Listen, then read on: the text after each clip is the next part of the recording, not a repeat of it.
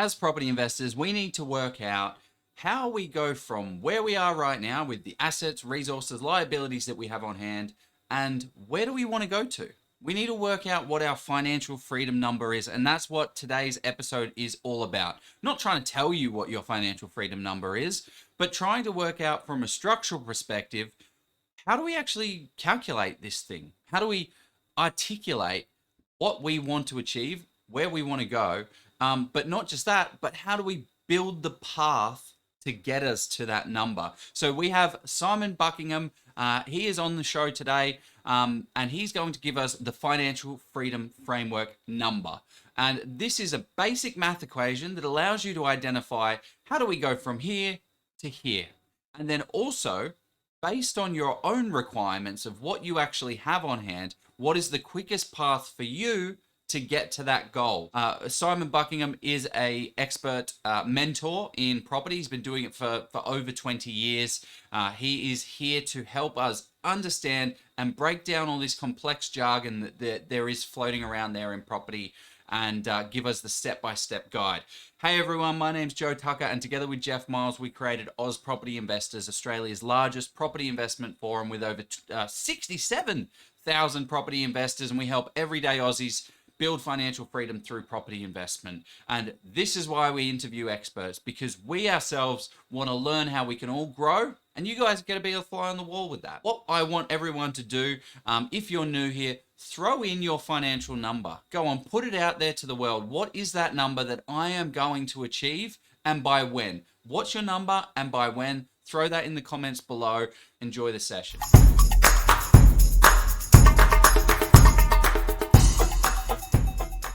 And we are live on Oz Property Investors. We bring the big names and we have the big fun. And tonight it's Big Financial Freedom Fun. So Simon, how are you going? I'm great. Thanks, Jeff. Thanks, Joe. Thanks for having me.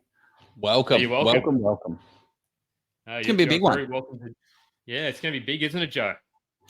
Bloody hope so. We've got him here. We've brought him all this way. well, this is why we had your co-founder, co-conspirator, Brendan Kelly.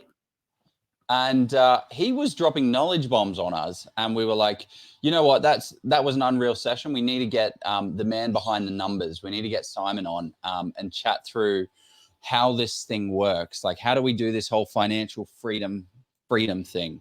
That's what I'm excited to hear and unpack, but also get a little bit more strategic on the numbers and talking to, like, well, you know, what the hell is financial freedom? Like, how does it even work? How do you even think about this? And how do we calculate it? And how can we actually, I guess one of the big things is people think about, you know, financial freedoms as a bit of a buzzword, but it's like, well, no, it's quantifiable. You just need a number, and we need to work out how to get to that number. And then we need to put steps in place to achieve what we need. So I'm excited to unpack some of that stuff. I don't know. What about you, Jeff?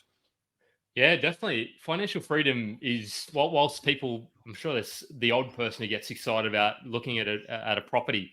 I don't get all that excited. I get excited about the results. So it's great to have somebody who's been doing this for close to, or even 2 decades. And tonight we're going to chat to the metrics behind, so some of the theory, because I think that's important to set the scene, give the context. And then we'll talk to more of the strategy, like how you actually implement that sort of side of things.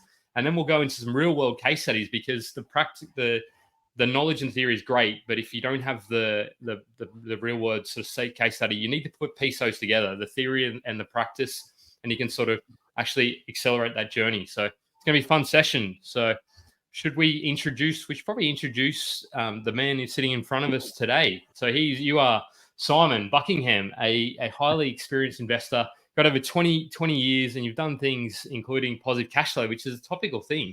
We could probably just have a whole session talking that, but we won't. Renovations, development in Australia and overseas. You've got a commerce degree, and we're a business consultant. And you've got two. The thing that excites me about you talking financial freedom is you've actually been on that journey yourself. You had your 2 kids, and you said your soul destroying corporate career or corporate life, you had to get out of that. So now what you do, you've been featured on things such as 7 News, you got SPI, Your Property Investment, Kevin Turner, which is now owned by Bushy, I think, and Property Observer. And you've written a book called The Real Deal, and you're director, as Joe said, of a premier mentoring service, Results Mentoring. So, gee, what do you do in your spare time, Simon? Well, it's funny. I don't think I work as hard these days as I did in that soul destroying corporate job. So there is a lot more time. Maybe that was the whole point of getting into this in the first place, and going down the financial freedom path and using property to do that, was to have that greater control over my time, and be able to choose how I spend my day. You can spend it helping other people along the same journey through what we do in the mentoring, or I can spend time with my kids when they're not at school or at uni. Now my boys just started uni this year. Or with my wife, my other loved ones, and that to me is what financial freedom is all about. It's the ability to choose how you spend your time. Yeah, and that's massive. That's what we are all doing, right? That's what we're all working towards in our jobs. That's what we're trying to get to. We're trying to get to that end result. A lot of people don't think about it though. They don't think about, like, how do I actually get there? They don't future forecast. I remember when I was in my corporate role, I like mentors, but I also like having, I didn't have a lot of mentors in my life growing up. I had some people out there, but I also saw a lot of anti-mentors, people that I saw that were not headed in the right direction, were not doing the right thing. And that spurred me on to be like, great, I don't necessarily know what to do, but I know what not to do. And I think that is an important point, but it's trying to find where are the people that are actually going to get me to that next phase. And that's why I kind of wanted to get you on as well, Simon, is that and this isn't an ad for your, results mentoring or anything like that, but it's, how to articulate these complex, confusing, difficult situations and strategies and ideas and thoughts, and break them down into easily digestible pieces for the everyday person to absorb and be like, oh yeah, I can actually do this. Yeah. And you're exactly right. I mean, I also struggled to find mentors as I was growing into this space, and there was a fair amount of trial and error, and the error part can hurt, but you do learn from it. But where I could find mentors, people who had done the kinds of things that I wanted to do, and learn from them, it made a massive difference. It was a huge accelerator. So that what I did find, and this sort of led us to the creation of the results mentoring organization and the results mentoring program that we run, was that it's actually very difficult to find people who are experienced, knowledgeable, have a passion for teaching others and supporting others, and can actually teach and support others and put things into terms that someone at whatever level they're at is actually going to get and connect with and be able to put into action and practice. So it's been a lot of fun over the last couple of decades, being able to build that up, grow that, evolve that, and now do exactly that, help people make sense of property in a way that actually helps them deliver on their financial goals. Yeah. Great. That's what we're all here to do. We love to ask people what they're sort of getting into sort of the more the property journey, and we'll talk to the metrics and that. So what was the first? What got you into property? Was it the corporate career, or was it before that? Like, what got you started? Yeah, I think I spent the first 30 years or so of my life working my way up the corporate ladder and trying to get the promotions, the pay rises, and all of that. And I came to realize that every time I got a promotion, it just came with more responsibility, more hours, more stress, and a tiny little bit more money. And I guess as I was coming into my 30s, I started to think to myself, is this it? Is this all there is? Is that what I've got ahead of me? Because frankly, if I have to just keep going, and people talk about the rat race, keep running the wheel in the rat race, if that's all there is for me, I wouldn't say I was going to top myself or anything like that, but it was pretty depressing. And so I started looking around for something else. I hadn't been raised by parents who were particularly savvy around money or investing or anything like that. My dad had been a public servant. My mother had been a teacher for most of her career. So, it was kind of looking around out there for what was there. I ran into some of Robert Kiyosaki's stuff, which I think is where a lot of people do start in this space. Read his books in the wrong order, but the first one of his books I picked up, and I still do not know why I picked up the book. I was Christmas shopping at the time. There was a book stand. He had Retire Young, Retire Rich, or Retire Rich, Retire Young, whichever way it goes, sitting on the stand there. And I picked it up, read the back cover, and I went, oh my God, this is talking about me. This might be what I'm after. Read the book, read all of his books, discovered that there's a whole lot of concept in there, not an awful lot of how-to. So very inspiring, but it still left me thinking I have no idea what I'm going to do.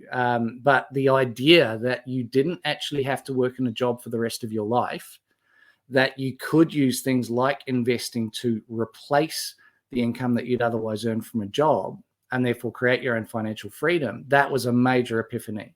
And it set me off down this path of finding people who were investing in ways that actually did deliver on that financial objective, learning those techniques, getting out and then actually putting it into practice, because you can have all the knowledge in the world. If you don't put it into practice, it's interesting, but it's not effective. So going out and then buying our first property, and, we started off pretty small. I had the bad financial habits of, earning reasonably well, but spending it all. So I wasn't saving. I didn't have a lot of money for a deposit. So I often say property investing is scalable. If you haven't got a lot to work with, well, you can scale it down. If you've got more to work with, you can scale it up. I didn't have a lot to work with, so I scaled it down. My first ever property purchase was a tiny little cottage in a rural town in South Australia called Lameroo. We bought the property for the princely sum of $40,000. Wow. I actually did a 95% LVR on it, so I only had to put in a deposit and closing costs around about $5,000. But it was positive cash flow. We were renting that out for over a 10% yield. So it was a start. Certainly not my best property, and a whole lot of lessons learned by buying things sight unseen and not actually investing in going there and figuring out what's going on. For one thing, the property manager. Did you visit the town, or you just literally town? Yeah. Wait, 10% yield on $40,000. What was the rental income? Oh, the rent was 4,000 a year. 100 and something. I mean, you're really testing my memory here. It's going back over 20 years, but it was 100 and something per week. Roughly. It was about a 12% rental yield, whatever that works out to be. A week. Yeah, and great. It was but it was a start, right? It doesn't sound like much, especially by today's standards, but it was the first start, and it was like, well, hang on a sec. I can see I've made an incremental change. I've created an income stream from something that now I don't actually have to do much, and that money's just coming in every week. Hell, if I can keep doing this and actually start to scale it up, then what can I achieve? Maybe I can actually achieve this financial freedom thing that I'd read about, and be able to leave my job behind. And what was fascinating was actually taking the action and starting to turn this education learning into practice. I set myself a goal to be out of my job by a specific birthday. And in the short space of 3.5 years, I actually realized that. We went from never having done property before to acquiring over 30 properties in the space of 3 and a bit years. And learned a hell of a lot along the way. And, most people don't do that, do they? I mean, most people buy 1, 2, 3 properties and they kind of stop. I could see that was never actually going to achieve my objective, which was get the hell out of the rat race. So I had to do something different. And we learned how to do it very differently. And hopefully we can share with everyone a few tips along the way tonight that'll help them down that journey. Sure. What was the freedom focus? Well, not freedom focus, but what was the goal? Was literally just the math number of I need X amount of income. This is giving me $40 a week. It's $20 a week positive. I need to times this by 30 or more. So and that was part of the epiphany or the waking up to this whole financial freedom thing. The maths around it, the equation for financial freedom, if you like, is to have income from something that's not your job, whether that's property investments, other investment classes, businesses that you own that you're not actually just the worker for. but other forms of income that exceed your living expenses. Yeah. And as soon as you've got that level of so-called passive income, and it doesn't have to be truly passive either, but that level of income from these other sources that exceeds your living expenses, you are financially free.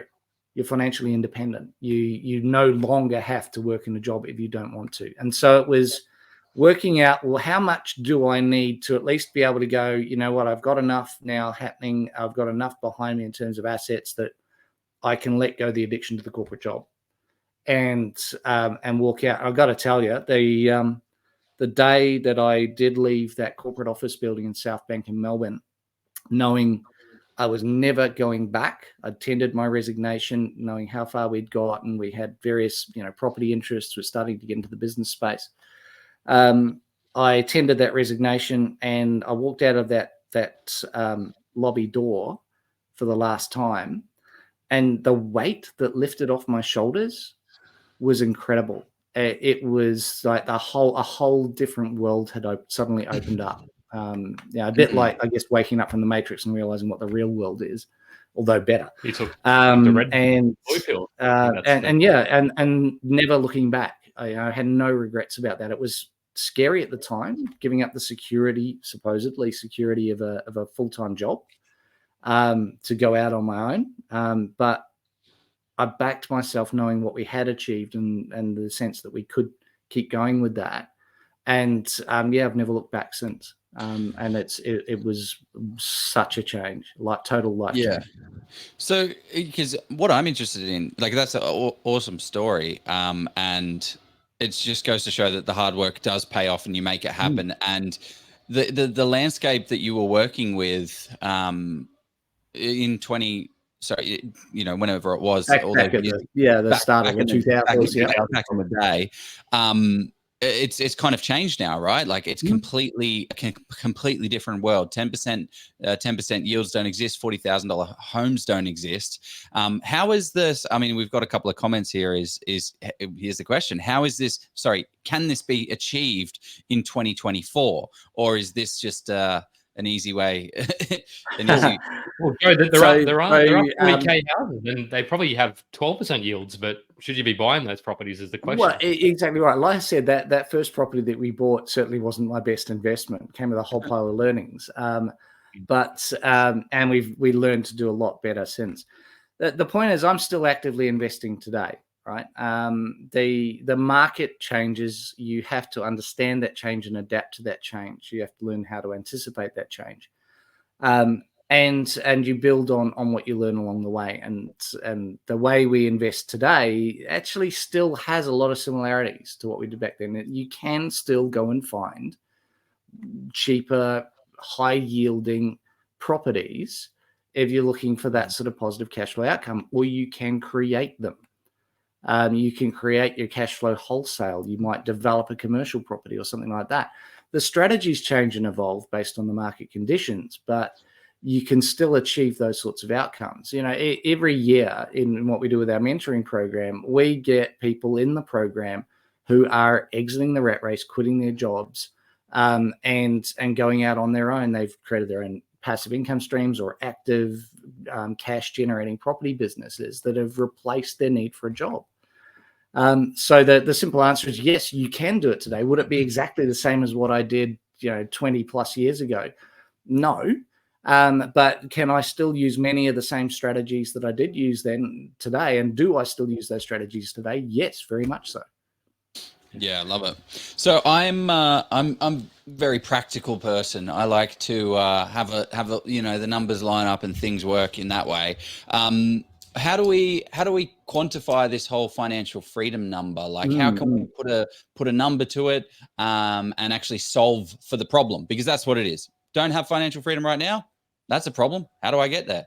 Before we do that, Joe, let's throw to our sponsor now. Before we get into a big, we should probably before that's we do a huge conversation. Yeah. There's nothing worse than going into a situation unprepared, especially when that situation is purchasing one of the most expensive assets of your life against a trained property expert in the form of a real estate agent. It's a scary thought. but it is a skill that can be taught. Do you want to learn how to become fully prepared when buying a property so you can get out there, buy your dream home or investment property without the fear of actually messing it up? Scott Agate, the founder and expert property negotiator at Hello House, has been helping people buy their properties by stepping in and negotiating with the agents and saving his clients tens of thousands, and in some cases hundreds of thousands of dollars. Scott has now decided to share all that he's learned over the past 28 years in real estate so you can go out there and do the exact same thing on how to find a property, analyze that property, negotiate on that property, and transact on it to get the best results. He's created the Get Buyer Ready course, which is a step-by-step guide on how you too can become an expert property negotiator. It's the easy way of how you can avoid all of these agent games and get the best purchase price on that dream home or your investment property. The course is in short bites for busy people with no fluff at all. Just all the information you need to get buyer ready and secure that next property with confidence at the best price. Scott has been kind enough to give our community a massive discount with the link below. Sign up today before you even think about putting an offer on that next property, and it will be one of the best decisions you ever make. Okay. We're back. We are back. So the question was, Simon, the financial freedom number is a problem. We need to solve for that problem. How do we think about it? How do we solve for that sucker? Yeah. So if I can share a slide just quickly, it might help put this in perspective. And also, it also comes back to that question of, can I really find 10% or whatever yielding properties today? The reality is, if you want financial freedom, you don't have to. What you need to do is understand the equation for financial freedom and how you might actually then achieve that. So as we said earlier, the financial freedom at its core is this idea that you have income from something not your job that is going to exceed your living expenses. And then by definition, you're financially free. You are free from needing your job. You might choose to work still, but you don't have to work, if that makes sense. So ultimately, people talk about some form of passive income, this income that's coming in without me having to put in constant effort. Now, in order to generate a passive income, you've got to have some sort of cash flowing asset. You need an asset base that spins off cash flow, positive cash flow, income, net income beyond its expenses, at a certain rate of return to deliver on that. And it's really that simple. I have a certain amount of money invested at a certain rate of return, creating an income stream, and that income stream needs to exceed my expenses. So you can start off by going, well, okay, how much do I actually need? Let's say, for the sake of argument, that I felt that $100,000 was enough for me to live reasonably comfortably at the standard of living that I'd be happy enough to live at and not have a job. So if I want $100,000, then how much money do I need invested at what rate of return to create $100,000? And it's that simple. So for instance, moving away from this whole idea of 10%, although I would argue that if you're an experienced investor, you build the skill and knowledge and capability and confidence over time to be able to achieve those returns and higher. But let's say, bring it right back to a more identifiable return. Let's say that I was comfortable enough that I could invest in something that would give me a net 5% return. Is that fair enough? That's a very reasonable number. Yeah. Great. Very so conservative. I want like it. If I want 100 grand in income and I think I can achieve a net 5% annual return, then all I got to do is take that 100K, divide it by the 5%, and that tells me how much investing capital I need. And in this case, $2 million. $2 million invested at 5% net will give me $100,000 per annum. It's really that simple. But why is that powerful? Well, what that's just told us is that, if I'm looking to create a passive income of 100K and I'm confident I can get at least 5% per annum net on that in order to achieve that, I need to create a capital base, a base of working capital of $2 million. That becomes my financial goal. And then the question is, well, by when do I want that? Obviously tomorrow, but that's not going to happen. So we need to be a bit realistic, and it might take a number of years. In my experience, in the experience of people that we've mentored through the program on this, A realistic time frame for many people might be 5 to 7 years, but you might say, I don't need it now, and 20 years time from now is fine. That's okay. So it all scales according to your time frame. You either need to be more Can I ask a intense question on that sort of 5 to 7 year figure? Let's say somebody has an relatively average income between, say, 70 or 100K and maybe 70, 100K, maybe they're sort of starting early. Is that realistic with 70 to 100K in 5 to 7 years? You reckon, Solomon, or what do you sort of see? Yes. And the reason I say that and that I will confidently say that is because we've seen people achieve that over the years in the program. Does that mean that they will get there by saving? No. If they do not apply some sort of investing strategy, they will not achieve that. The concept here is wealth creation. It's not wealth saving. You don't achieve great wealth by saving. Will you have to make sacrifices? Yeah, sure. So you need to look tightly at your budget. How much can I free up? How much can I put aside? Will you have to use smart investing strategies and probably very active investing strategies? Yep. If you're trying to do this by buying a house and holding it for 30 years, well, you've missed your 5 to 7 year time frame to begin with. But it's just ain't going to happen. And can we take that back as well? Even we've thrown a couple of terms out there: active versus kind of passive. What do you define as those sort of terms? Because I imagine somebody sitting at home and thinking, "What does that mean?" What does that mean? Yeah, for sure. So let's dive into that. Just one other thing before we do. The other thing you want to recognize on your financial freedom journey, or just your investing journey generally, is that if you want to amp things up, you're not an island. There are plenty of other people out there that probably share similar financial goals to you that you might team up with. And therefore, you can pool your resources and get ahead faster together, if that makes sense. So I'm a big fan of people doing joint ventures and the right way, where everyone's protected, things are properly documented and so on, but with clear financial objectives and achieving bigger things than they might otherwise have been able to do themselves. So let's talk a little bit about that difference between active and passive investing. So, and there's a question here in terms of how passive. I just answered. I didn't even realize that this is part of the slides. I did look. 2 slides. See, I knew that question would. The question between, just to explain active and passive investing. So we talked a little bit about passive income, this idea that you have income from, say, rent or something like that just comes in. It doesn't require an awful lot of ongoing effort to maintain.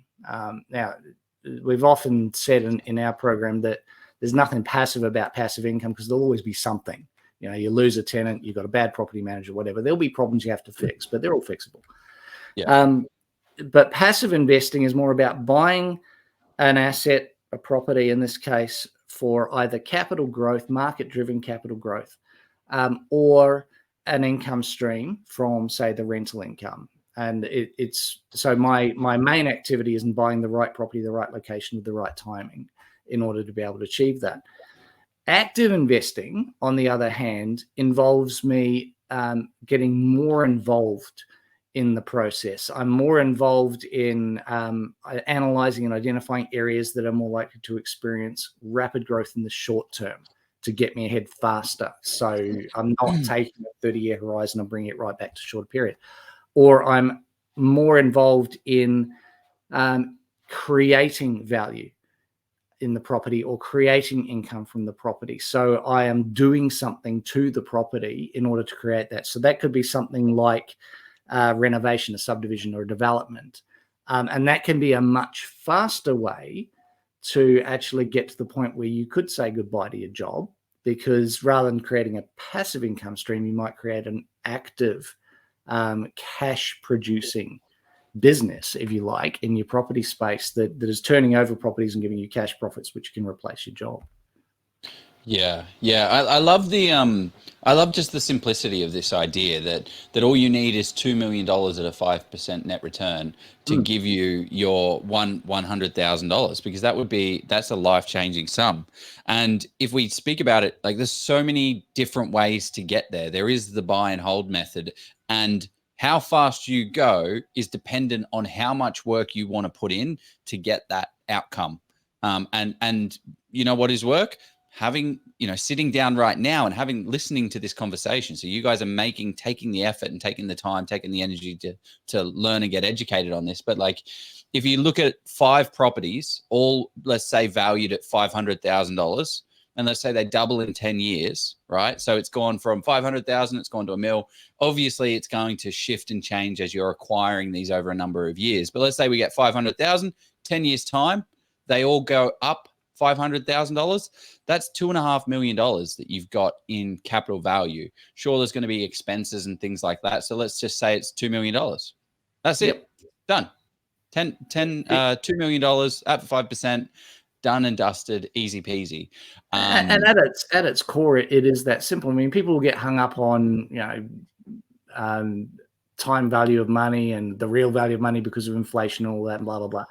If you tie yourself up in knots about that, you'll never take any action. The point is, you set the direction. I want that amount of capital within this time frame. What strategies will help me get there that will fit within that time frame? If it's a growth strategy and it's going to work in that time frame, great, more power to you. Use that approach. If it's not going to fit in that time frame, and you need to do something quicker than that sort of strategy is going to help you do, then what are the alternatives? What else can you do? Find the strategy that works. What is is there any like low-hanging fruit strategy that gives them the best bang for your buck return? Like, is there one where it's like, okay, cool, I don't have a whole bunch of capital, but I want to do something that doesn't take too much, but I get a good old return on? Yeah, I mean, like I said before, it's all scalable. Perhaps if I talk about kind of expectations around profitability of a property deal done right, the bigger profits are generally achieved through things like property development, which we'll talk a little bit more about shortly. But I'm sure. But if I don't have enough to get into a full-scale property development first up, then maybe I start with something simpler like a renovation, cosmetic renovation on a property. Maybe even a live-in reno. Maybe I'm a first home buyer. I can get the grant to help minimize the capital that I might otherwise need to get into the property, or at least reduce my stamp duties through stamp duty concessions. So I don't need as much. I get into a property, whatever my budget will stretch to, but that property needs work. I didn't buy the brand new property or the off the plan apartment or anything like that. I bought an established house that needed a bit of work, or an established unit that needed a bit of work. I then, save my pennies, put my money and my time into renovating that property, with a view that this is not my forever home. When it's in a great enough condition, I'm going to sell it. And if I can combine that with some smarts about the market and intelligently buying an area that's expected to rise in value fairly strongly over the next 12 to 18 months, then I can do quite well out of that, and I can get ahead. And that gives me my seed capital to go to the next thing. Yeah. Just move it on, ship it off. Get your, and I love the idea of renovating in your PPOR because of the lack of capital gains tax. Well, there is that. Definitely. It can be a very cost-effective way to build that initial working capital up faster than you otherwise might. Yeah. I like this comment. You make it sound bloody so bloody easy. 5 investment properties, 10 years, and you're all sorted for the rest of your life. Well, done. I would say it can be that easy. Like, I've definitely overcomplicated it rather than overthinking. The thing that makes it hard is you need to have that discipline to do it. If you don't have the discipline, like I probably dropped at least 2 or 3 investment properties on travel, which, if you don't have that discipline, maybe I'm a little bit ill disciplined, but yeah, requires that consistent sort of repetitive action to be able to get to it. The one question a lot of people sort of say or will ask is, yes, it's great to have that $2 million and buy those sort of 5 properties at $500K each, which is 2.5 million actually. So 4 times 5 is 2 million. But how do I actually get the borrowing capacity to do that, Simon? Like, how do you overcome that objection? Because everybody's going to have that question in the back of their mind. And this is where, if you're just trying to buy and hold properties for growth, the strategy is going to come a little undone for most people, unless you're on a particularly high income. So let's assume that we're not on particularly high incomes. we're on sort of around the average income. We can start going out and buying properties going, right, look, even with my best research, and I'm confident these are going to go up in value by a significant amount over the next 10 years. I've bought one. I've sunk my capital into that. I'm playing the waiting game, waiting for the capital growth. I get to the point where I've saved enough, or my property's gone up in value enough that I can draw out some equity and go again. Problem is, as soon as I draw out that equity, what happens to my loan? It goes up. My borrowing capacity therefore goes down. And because each of these properties is likely to be negatively geared, negative cash flow, every one that you buy is eating away at your borrowing capacity until there's nothing left. And at that point, you hit the brick wall. You can't go any further. And that's where the strategy that you're employing becomes so important. This is why most investors in this country only ever own 1, 2, maybe 3 properties. The vast majority never get beyond that. And so they don't achieve that goal of having a portfolio of properties that is going up in value fast enough that they actually achieve their financial goal. And that assumes that their properties do go up in value and they pick the right property in the right area to ensure that to begin with. You're putting an awful lot of faith in the market. As an investor, first and foremost, do we not want to have greater control over the financial outcome that we're driving towards for our future financial goals than just putting our blind faith in the market, picking a random property somewhere and hoping it goes up in value and hoping that when we actually need it to be worth that amount of money, that it actually is, and that we don't have a GFC or something come along and smash the value of that property in the meantime. Wouldn't you rather have that greater control? And that's where this whole concept of active investing really comes in. The idea that if we can take greater control over the financial outcome of our property deals before we even buy those properties, then are we not more likely to achieve our financial goals and achieve them within the time frame? Yeah. And so, and that's where I guess I learned early on, I bought that positive cash flow property. I went, this is awesome. Went out and bought another one, went, this is awesome. And that was actually helping my borrowing capacity because the high yields on those properties were helping to support the lending. So they weren't really taking away too much from my own borrowing capacity, if anything. But you don't just need a loan to buy a property, do you? What else do you need? Need some cash and equity, baby. That is exactly. So what I discovered was, because remember, I didn't start with a lot. I had a little bit of cash, put it into a deposit, got a loan. Loan was serviced by the cash flow. That was pretty good. Went to the bank and said, can I get another loan? They said, sure. You've still got all your borrowing capacity. I went, great. Did the next one, sunk some capital into that. Went to go and get my third property, and I went to the bank and said, how's my borrowing capacity? They said, borrowing capacity is great. It's all preserved. And I went, great. So can I buy this property? They went, no. I went, what do you mean, no? My borrowing capacity is great. I said, yeah, but we're not going to lend you 100% of the property. You need to put in a deposit. And I was like, oh, shit. Excuse me. I was like, I hadn't considered that. And this is what all the authors, Kiyosaki and the others out there that talk about positive cash flow and how great it is, forget to tell you. You don't just need income, you need cash. Otherwise, nothing happens. And so you've got to be able to solve both of those problems. You need an approach that ends up being not just a way of getting into the market, but a way of sustainably investing, being able to repeat the process again and again, and being able to solve the problem with borrowing, solve the problem with deposits, solve the problem with finding the right property that's going to help you achieve your financial goals. So you bring those 3 things together in order to keep getting the next deal and the next deal and the next deal until you achieve your financial goals. It's a different way of thinking to how most people approach their property. Yeah, it's interesting because what are some of the tactics that we can use to, like, do you have them in like different buckets, right? Do you have like incredibly aggressive, incredibly quick, incredibly amazing, like as fast as possible, and then it's like, cool, this one's a little bit slower and on you go. I guess renovation might be that. Yeah, very, very much so. So if I can grab the screen again for the slides. Let's do that, because it'd be good to crystallize these types of approaches. Then people can see, okay, cool, there's the buy and hold. and then we can sort of see what else potentially there is out there. Exactly. So you got your traditional approach, which might be over 10, 20, 30 years. I'm going to buy a property in an area. I'm going to hope and pray it goes up in value. I'm going to wait for that growth. I'm going to wait for my income to go up. I'm going to wait for my savings to accumulate. And then I'm eventually going to get the next property and try and repeat. And then build up enough properties that, there's this traditional idea out there that you sell down half to pay out the other half, and then you've got your passive income. And that might be great if you've got 20, 30 years to wait, and if you don't stuff it up in terms of what properties you pick and where you pick them. So maybe you'll achieve that. If we want to do it faster and get there with a little bit more certainty, you've got to take this active approach. And this is where you're using value-adding strategies to more rapidly create the cash or the equity in these properties, not over decades, but potentially in months.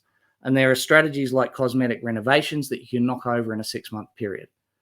Get into the property, get it improved, get it back on the market, get it sold, and sell at a profit if you've done it right, in order to then bank that profit, recover your equity, recover your borrowing capacity, and go again. And you're better off. Oh, but I have to pay tax on the profits, don't I? Well, yeah, so what? What's your objective? Your objective is to make money and save tax. Yeah. So, but people, as investors, we've been trained, it's indoctrinated in us to hate paying tax, which is, fine. I try to pay the minimum tax possible, but I recognize... I try to pay it as late as I can as well. Not actually, I shouldn't say them live. Exactly, but you recognize that it's a consequence, it's a byproduct of actually making money. And if you're trying to achieve financial independence, you need to make money. Yeah. Anyone can pay less tax, just lose money. It's pretty easy. But if we actually want to achieve our financial goals, we've got to change that perspective. Could we unpack each of those points under the objective, Simon? So 2 years of income saved. Why do you sort of say 2 years? So the idea here, and coming back to the question of, what's the fastest way to try and achieve this, and what are some of the strategies we can use to do this? The objective here is, and this is kind of what I meant by saying earlier, do you take a passive or more active approach? How passive does passive really need to be? If your objective is, I want to get out of my job as fast as possible, then you don't need to gradually, incrementally build up a passive income stream through buying and holding properties that are spinning off a bit of cash flow over time, or selling some down in the future to get there. What you need is to create a sustainable amount of working capital, a safety net for yourself. You need to understand what you're doing, so important to get educated in all of this. But you build yourself up a pool of working capital that you can recycle into one deal after another. And what we've seen consistently, and this reflects our own experiences as the team and results, and also the experiences of our members who've gone down this path, is that you can get to the point where you can chuck in your job, having around about 2 years worth of your income saved, which is your safety net. That's your living expenses if you don't get a payday in a while from your property activities. And you need some working capital. If you've got about 200K in working capital, that's enough to be turning over things like renovations and small developments. You want to prove it. I would say for most. Yeah. So what's 2 years of income saved? So like 2 years of 2 years of all your expenses and outgoings for your PPOR, your food and living. Correct. Now, there might be some people listening to this that are going, oh, I've got 400K in a line of credit, or I've got 400K even in the bank. Can I just immediately become financially independent? And I would say no, because you need to prove this to yourself. You need to go through the process of building the skill and experience, which is why I suggest on the screen there that you want to, before you chuck in your job, you want to have completed a minimum of 4 successful projects, so that you know you've got the repeatable systems in place that are working for you to generate the returns that are going to make this sustainable moving forwards. And the other question that comes up is, oh, but if I don't have a job, how am I going to get a loan? Well, when I quit work, I was still able to go get loans. How? Because I understood how to actually leverage other people's money and other people's borrowing capacity, so I could team up with people. And then as you build up a track record over time, you can take the business income from your property endeavors and demonstrate that to the bank and get other forms of lending like commercial and non-bank lending to help you go. So you don't have to have a job to be able to do this. But I wouldn't suggest that you just go and quit your job tomorrow if you've got no experience. So, setting that up. So the question becomes, okay, well, if I'm not trying to raise $2 million in the next 3, 5, 7 years to have that passive income goal, can I still achieve the same outcome, the ability not to have to rely on my job with less? And the answer is yes, in my experience and in the experience of other people in the program. So if you could build up, say, a capital base of about 400K over that period of time, you may very well be in a position to go, right, I'm now making more money out of my property endeavors than I was in my job. I have enough confidence and skill and ability and understanding of the process. I can now say goodbye job, and I'm just going to have my property business as my main form of income. And it's interesting as well. So I just completed a 1-3 subdivision doing exactly what you're talking about here. I teamed up with a developer. I'm incredibly good at finding amazing deals. I find a good deal. He doesn't like finding deals. He hates it. He's like, I don't want to go on real estate. I don't want to talk to agents. I'm a developer. I'm incredibly good at being a developer. So what happened is I found the deal, negotiated, secured it. And then he came, and then I gave 50% of the capital, and then he ran the development. I'm like, I'm not a developer. I haven't got time to learn how to develop. I have no idea. You're the expert at that. You run the development, and you put in 50% of the capital as well. And the amount of work that we both did on that job, so literally it's settling like next month, or maybe into April. The amount of work that we did on that is ridiculous for the $100,000 that we made. Like, it's a weird feeling to make that amount of money for doing not a lot of work. Isn't it? Yeah, isn't it amazing? The return on your time compared to the typical return on your time that most people would get out of their job, it's not even comparable. I often joke that the amount of time I have to put in to earn the amount of money that I used to earn in my job, it's fractional in comparison, and it's certainly less stressful. It's not to say there aren't moments of stress. There are, like with anything. Property investing is not without risk. You got to manage the risk, but compared to the pressure, the return on time in my old corporate job, which was a reasonably well-paying job, I couldn't go back. Yeah. What I do want to say though is don't try this at home, kids, without sort of understanding the risks, because I hate to do it, but you make it sound too easy, Joe, because I've been a part of. I didn't do anything. Projects. I just found a good deal. I didn't do it. Yeah. I'm not the developer. Yeah. I teamed up with an expert. I suppose I wanted to highlight that point, that it can. Definitely. I've seen people lose money from developments and lose lots of money. Another point is the person that I did the development with, I built a relationship over time. I didn't just type in this Facebook group, hey, who is a developer? I want to give you money and I want to do a deal together because I can find an amazing deal.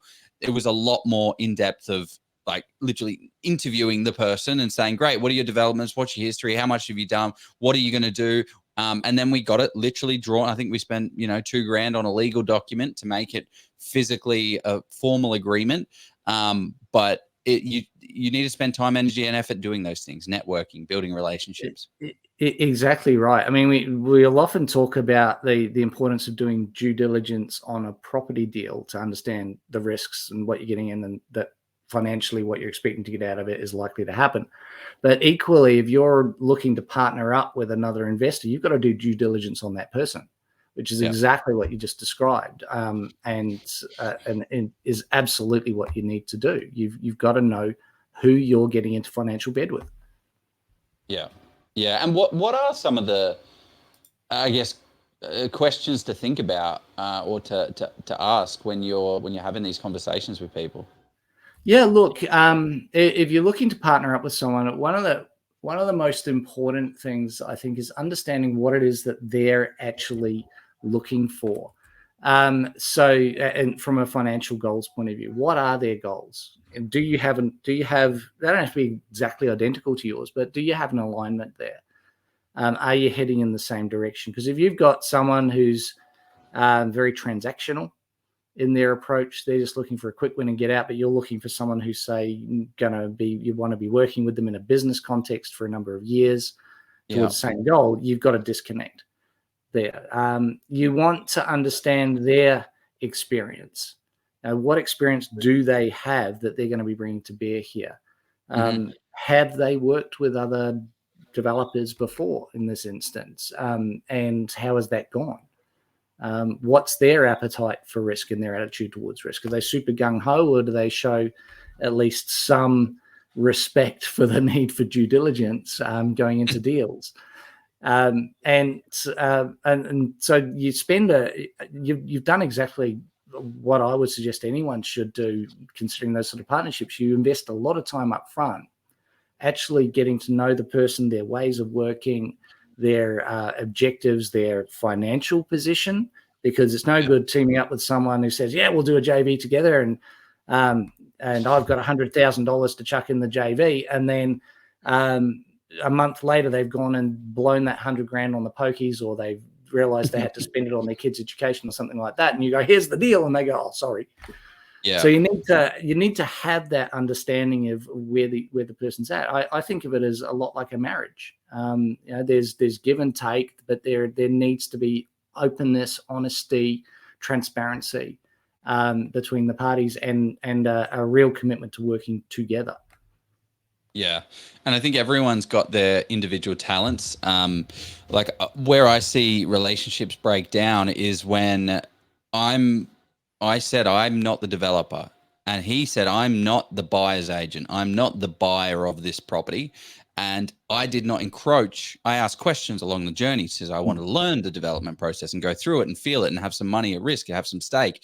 But I wasn't saying, no, I think we need to be doing this. Oh, no, I think we need to be doing that. He's the developer. You've got to assign roles of who is the expert in their field and what are they an expert at, and how can you leverage that. I see a relationship breakdown where someone comes in and they are not the developer, but they're also saying, well, we need to choose these tiles and this carpet and this paint, and I want to do this. No, this is bullcrap. I want the extra, yard space, so we're going to have to design the house different. No, that's not your expertise. Get an expert and let the expert be their expert. That's right, and it's so important to work that out at the outset. Responsibilities, the boundaries between what each party's bringing and being responsible for. If you have a mismatch in expectations beneath the surface from the outset, it is toxic to the relationship. Yeah. Almost guarantee that one and done if it's even successful at all. So yeah, it's really important to invest in that relationship building, but equally important to really understand together what everyone's contributing and what we're responsible for. Yeah. So we promised strategies. So we are talking strategies. So we are, but let's kind of crystallize some of these, because I love the conversation. I love organic conversation, but also I'm just conscious of we're jumping to make it inorganic, Jeff. Give us the inorganic setup here. It's always organic. So tell us, Simon. So what are you've got developing and you've got, I suppose, renovating, but what are the ways, the strategies or the tactics people can use to help them to get to that 4 deals in their 5 to 7 years? So let's maybe take development as the example, because I think development done right can be a very lucrative strategy. It doesn't have to take an awful lot of time, either to learn it, to be able to execute your first one, or to turn over a particular project, if it's done right. But there are, you mentioned before the importance of people not just diving headlong into something like a development without really understanding the risks and knowing what they're doing. And sort of over the years that I've been helping people in this space, you see the mistakes that people make, or that the baggage that they brought because of past mistakes and what went wrong. And, if we can impart at least a few tips to people about what not to do, and then we'll talk about how it can be done right. Okay. It's all about getting it right from the out.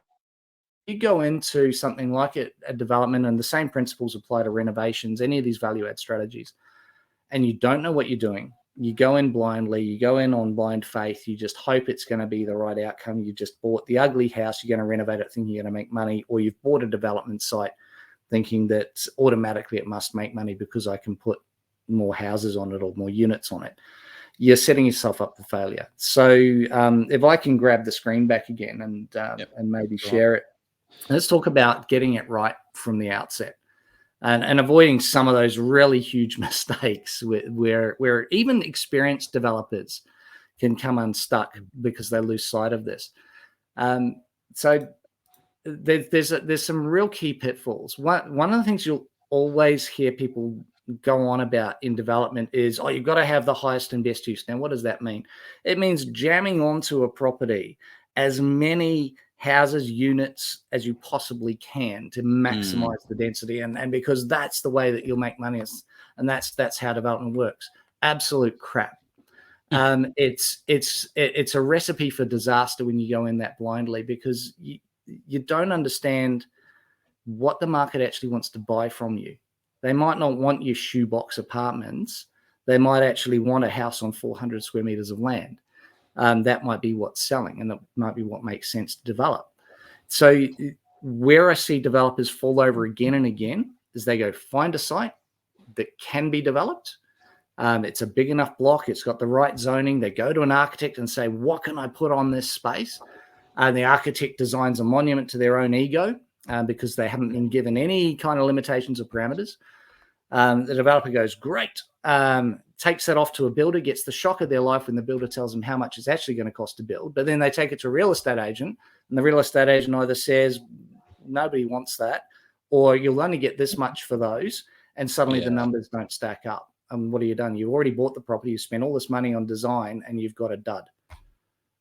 Let's avoid all of that by getting it right and understanding that you start at the end. You start by understanding what is selling in the way of new housing in an area. So you do some basic research on something like realestate.com.au just to understand that, and look at what people have actually been buying.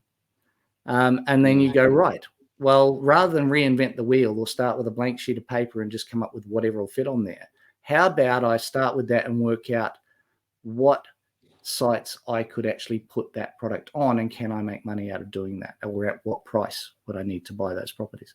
And that's where, people who go into developments on gut feel, without being educated about it, without understanding this concept of a feasibility, which is really just how to do the numbers on a development deal to make sure that before you buy it, you actually expect to make a realistic profit. They'll overlook costs. They will buy something that can be developed, but it doesn't actually turn a profit, in which case it's a futile exercise. That's like a 1 into 2. I see a lot of people being like, oh, great. Like South Australia, for instance, is probably the easiest example. 600 square meters with an 18-meter frontage. Look, this place is subdividable. Yeah, and the agent's going to tell you that.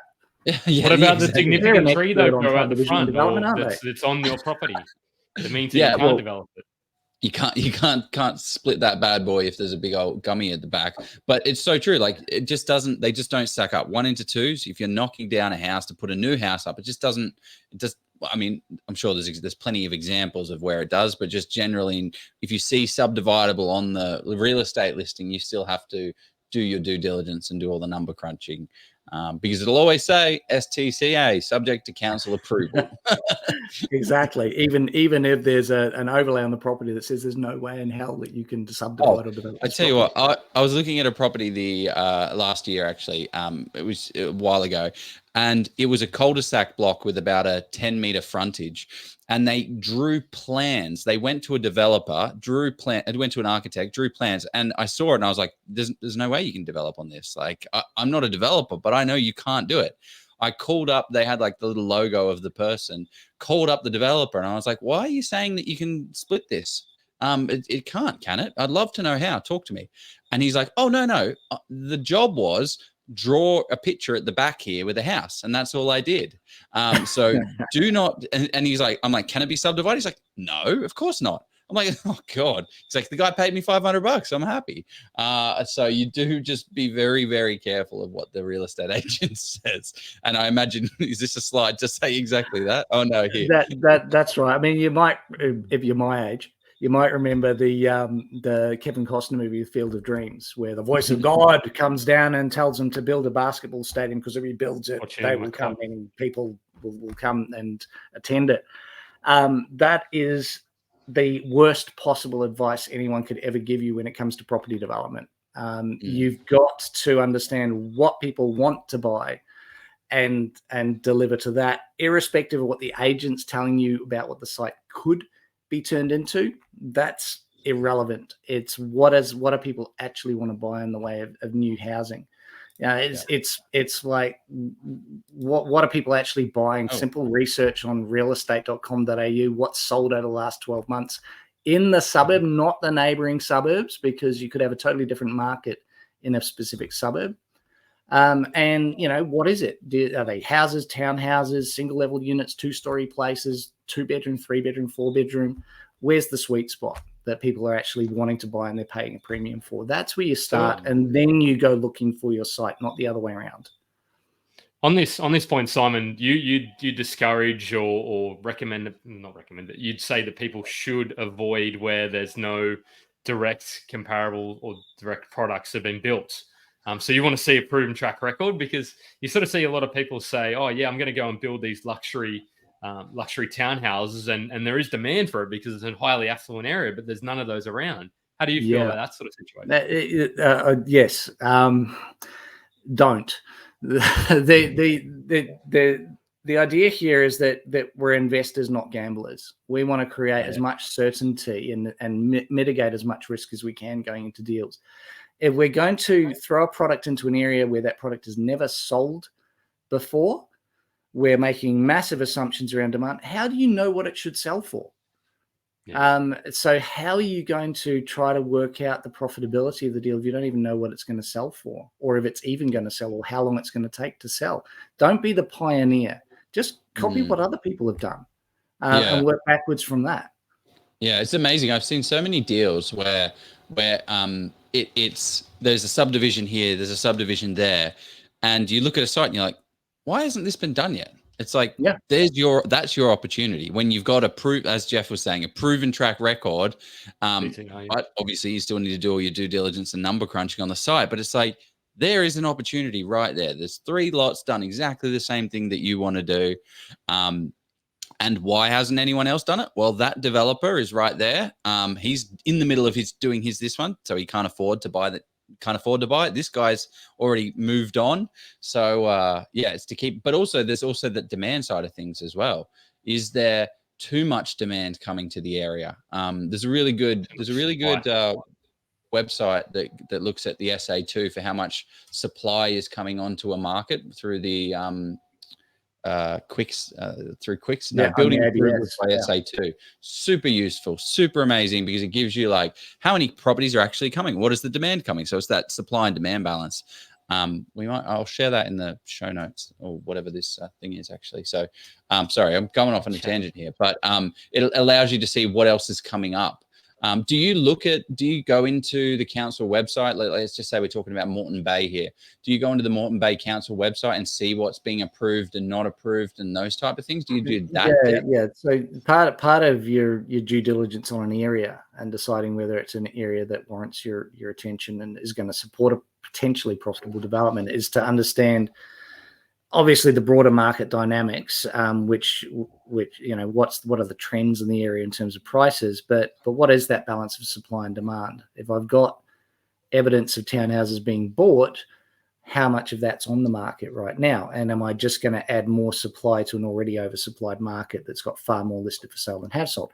What else is in the pipeline? So going to the council website and looking at the recent approvals, how many people are, looking to get those infill developments approved or have them approved? Or is there some sort of monster 50 townhouse development 3 doors up from where you were thinking of developing, in which case do you really want to compete with that? All really important parts of the due diligence, and coming back to that point about understanding what does the market actually want, not just the demand, but also making sure it's not oversupplied. Love it. Critical numbers. That's interesting. Yeah. People hate numbers. If you want to do value add strategies successfully on a consistent basis, you actually have to learn to love the numbers, or at least to understand them. When it comes to development, it's really critical to understand how the numbers in a development project build up. And so you've got obviously what you buy the property for, you've got the building costs. What people, particularly novice developers, overlook is that there's a whole lot of other costs as well. Things like consultants will have to be involved in design and planning and engineering and so on. There'll be what we call compliance, which is the fees that the councils and the authorities will charge you. It's the new infrastructure for drainage and sewerage and so on that needs to go in. There's marketing and selling costs. There's GST in here. You don't have to deal with that typically in your odd reno project, but when it comes to development, you're creating a new product. So GST applies. So you have to account for having to pay some GST. Make sure you consider that going concern. Kind of speak to your accountant about that. Of course, not giving you advice on that, but and I think called the margin scheme is very important. It's a good test for your accountant. If you want to do something in property development and you want to test whether you've got the right accountant, ask them to explain to you in plain English what the hell the margin scheme is. And even the best accountants kind of struggle to really explain it. It doesn't have to make sense. It's just the kind of thing that is. But if they can articulate that, then they're probably the right kind of accountant for you to be using. My accountant was actually coming to me and saying before I did approach, he said, "Have you considered this? This is a cost." I'm like, "Oh, I'm going to put that in my fee zone now. Thanks." Yeah. How would you? Are you able to basically explain it so we know what the correct answer is? Because I know accountants. The margin. Okay, so I'll do my best. The margin scheme. You know, when you go and buy most goods and services, like go and buy a new car, there's GST in the price. Like 1/11 of the price is GST. So you have the non-GST price plus 10% GST equals what you pay as a consumer. Yep. There's this funny little thing in property development because established residential housing is exempt from GST.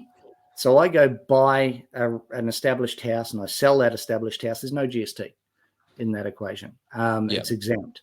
If I buy the house and I renovate it just cosmetically, I don't change it into a brand new house through an extension or something like that, and I sell it, there's no GST.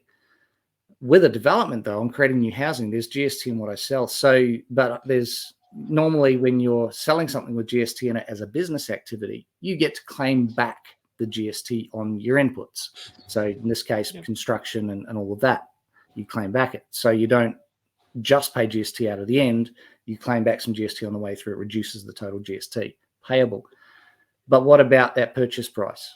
Didn't have GST on it. And if that's like $1 million property, you don't get to claim back anything against that, but you're paying a full 10% of GST in your end sales. Does that seem fair?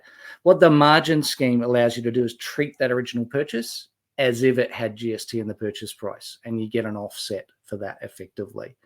So what they do is rather than calculating the GST payable out of the sales on the whole sales figure, they take your sales figure, subtract what you paid for the land. That difference, the margin, is what you pay GST on. And then you still get to claim back the GST on all your other inputs. So I'm not an accountant. I need to preface that saying that I'm not an accountant, but that's my best sort of plain English explanation. And if your accountant can't at least articulate it like that, get a new accountant. Yeah, you crushed that. That was quite actually a difficult question just to throw at you offhand. So well done. Jeff's just put it in the ATO guidelines of what a margin scheme is, so you can read through that for how they explain if you want something that'll put you to sleep. To the bean counters. I was going to say it's very wordy. I was doing a quick skim and I'm like, but they do have some examples in there, so it talks about that. It's essentially about the profit you're making on the supply of land. And then sort of the correct. File under boring but important. Yeah. Hire the right people. Ask them the right questions. So what are we doing next? Well, no, I'm hanging on.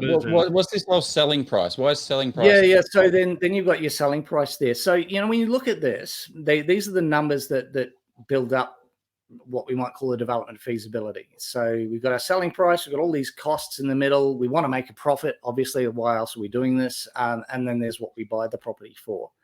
Out of what's up there on the screen, what do you think the most important number is? And I get different answers to this when I ask this question to different people. Well, what would you guys say the most important number is? Well, I mean, I think I know the answer, but I think the most important number is your required minimum profit, and the rest is gravy. But I would say I want the best price, baby. I want maximum purchase price. That's the most important one. But for me, it's minimum profit. I just want to hit my number that I set out to be. Oh, look at this. We got people jumping in the comments. We got profit. We got profit. Yeah. We got profit. Surely that's the What do you answer, reckon? Simon. Put us out of I'm our- going to be controversial and say you're all wrong. Oh, yeah. Everyone who said profit, you're dead wrong. No. The single most important number in any development is the selling price, because it's the one price that you have the least amount of direct control over. The market will pay what the market will pay based on what you've delivered. And everything else falls back from that. Everything else is worked backwards from that price. That whether you make a profit or not, you can't force the market to give you a profit. Whether the market will give you a profit or not depends on what you sell for. And everything else. And that's why the sale price is at the top of this table. You work. Yeah, I messed that up. It was very obvious. You set me up idea here. of starting at the end, right? You Because it's in blue as well. Like all the other numbers are like you got red and you've got it draws my eye to that. I didn't try to make it that obvious, but yeah, it's the idea here is that everything works backwards from the selling price. If you've started with what does the market want me to build, what's in demand, what does that sell for? Right, what can I get of that nature on a given site? Take away some selling costs, take out my construction costs and all my project-related costs. Got finance and holding costs that need to come out as well. I've got to adjust for that GST. I do want to make a profit. So what's the minimum profit margin I want to make out of this deal? And depending on the size and complexity of the deal, the size of the profit in percentage terms that you want to make as a percentage of the total cost varies. Small little 2-unit development, maybe you add up all your costs, you want at least 12% on top of that. 3, 4, 5 units, you're gunning for closer to 15% plus. Bigger 8-unit developments, mixed use type developments, 20, 25, 30% plus. Not because that's a good profit. It's all about how much risk that mitigates. So how much can I afford for things to go wrong based on how complex this deal is? Yeah, and can then, you talk? with all of that taken out, you go, right, based on all of that, what is the most I can afford to pay for this property and expect to be able to make that profit? That's how you do development feasibility. That's an awesome tool to go to the real estate agent as well. When you crunch all of those numbers and you say, Mr. Agent, look, I'm here to make I don't even want a 20% margin. I want a 15% margin here. And your price is 700,000. Here's all my numbers. The selling cost needs to be $680,000 or I can't make my 15. So it's not me. It's the deal. It's your property is not valued for a development site at that amount. What are you going to do? Are you going to work your client down? Are you work your vendor down to 680? Or are you going to try and get 700 where it doesn't exist because no one's going to take that margin? Great tool.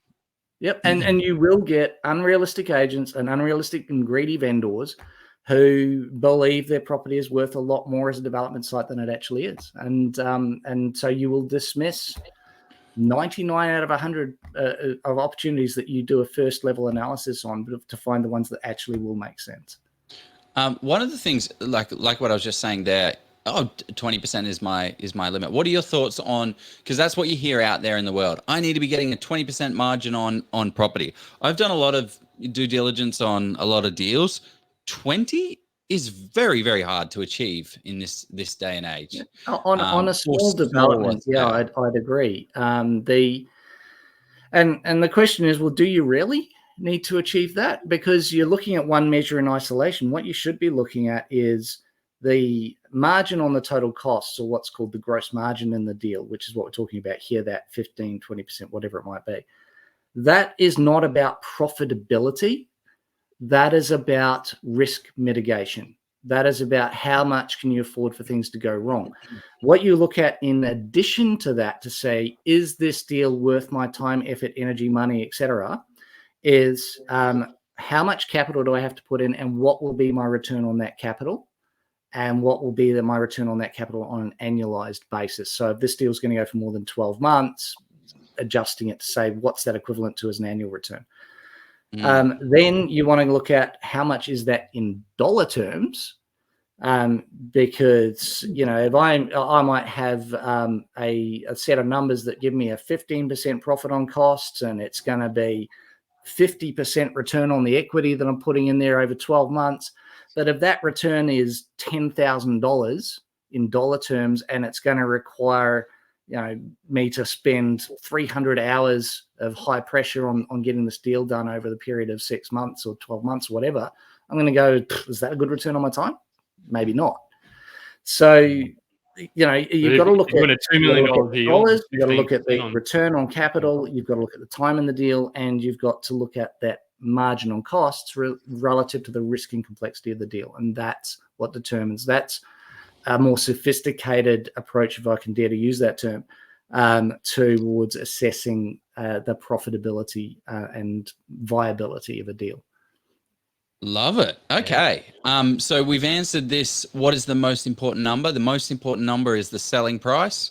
Yep. Then As all of your works backwards expenses from that. You do a whole lot of estimating. You do that research on comparable sales to figure this stuff out. I mean, we could spend hours going through all of this, but just to highlight some of the things that you need to focus on. There's various ways to estimate construction costs. Simplest, quickest way to do that: find something similar that's been built recently, figure out who the builder is, go ask them what it cost to build and what it would cost to build exactly the same thing again today. That's a great way to come up with some construction costs fast.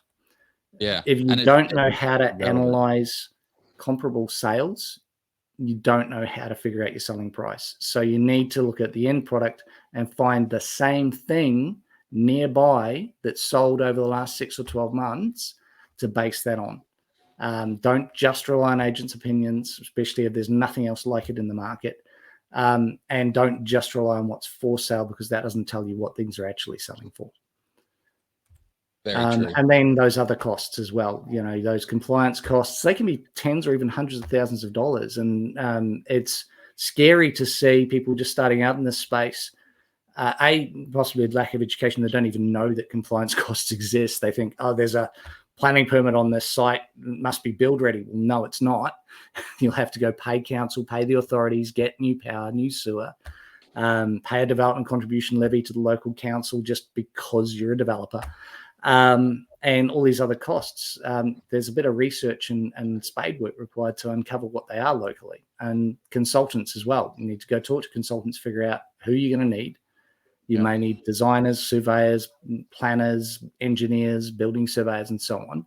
What are they actually going to charge you to be part of this project? And so, again, factor all of that in. But you can do some quick and dirty analysis just to help shortlist deals without spending a lot of time on them. And it really comes back down to that idea of, what am I going to sell for? Roughly, what do I think my construction costs are? Subtract one from the other, what's left over to cover the rest and my profit margin, and pay for the property. And there's an envelope if you want to lay it out that way. So estimated selling price, construction cost, which might be sourced from a local builder. How much should I budget per square meter for however many square meters of build? What's left over? What are they asking? Is there anything in it? Or am I going to have to get some sort of insanely high discount off the asking price, in which case we can move along, go to the next one. I like that you've done an envelope here. How good is that? Yeah, he's done well. He's done well. He's a designer.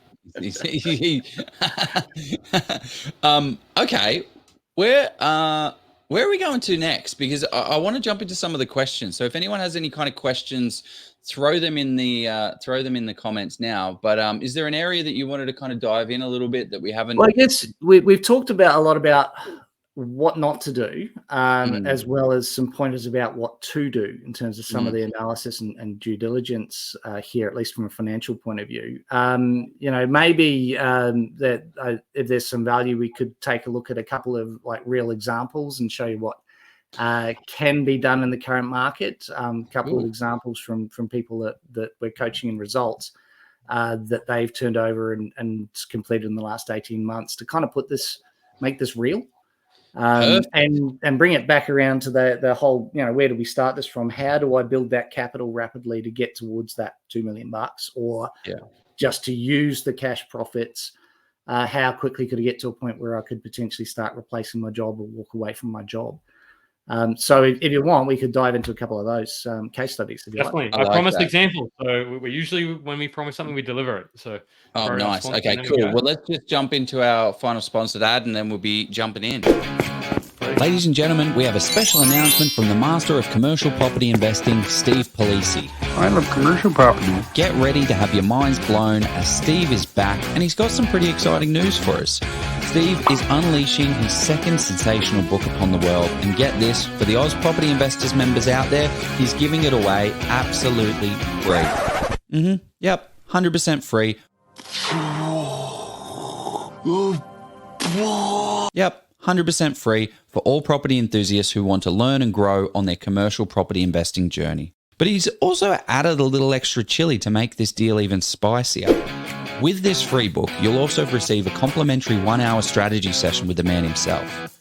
Imagine a full 60 minutes with Steve's commercial and property genius dedicated to helping you master the intricate dance of commercial property investing. And who better to dance with, the man who looks better than Patrick Swayze in Dirty Dancing? Don't know about that.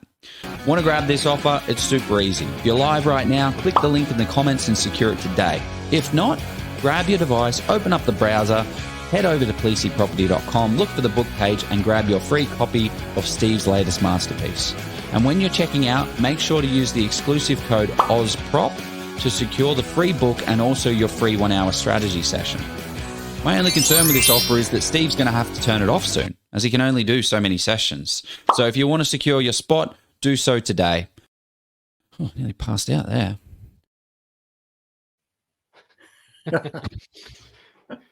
That should be your main promo. There you go. People That's like a great ad.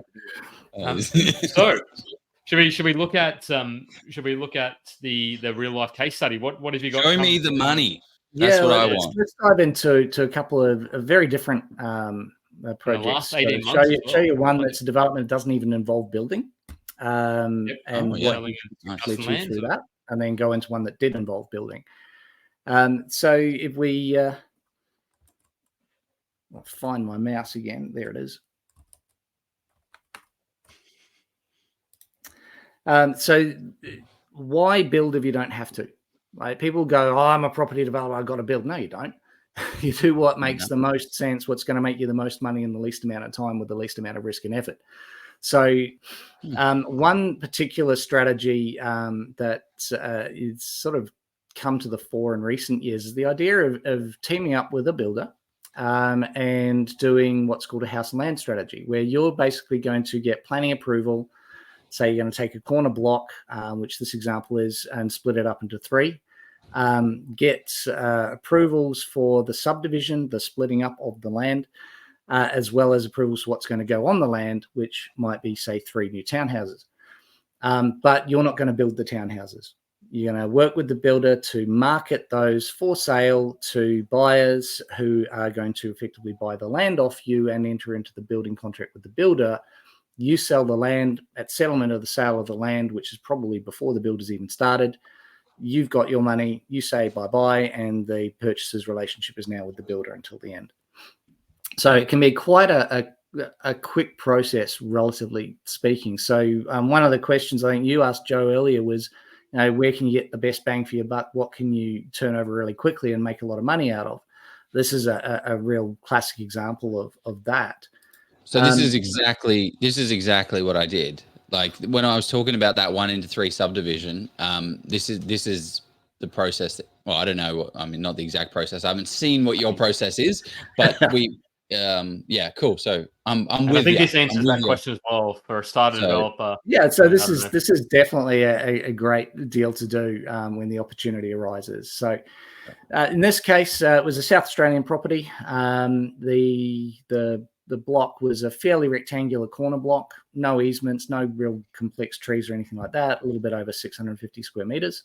The vision, if you like, and the design for this was 3 single level homes on this. Now, they don't exist. So when you're marketing this sort of product, you've got to create a vision for it for your prospective buyers so that they've got something to emotionally engage with. So you get renders done to sell that dream. This is what the plans look like. So you can see the block on the left there has these 3 lots that have been created. You can see the outline of the old house that had to be bowled over. So the house had to be demolished. Subdivision was achieved to create the 3 new lots. So there's certain costs, consultants and compliance costs had to be addressed. And then the plans that were approved for what was to go on there. 3 fairly compact villas, but again, understand what the market actually wants. This is a product in demand in this particular area, so it made sense to do that.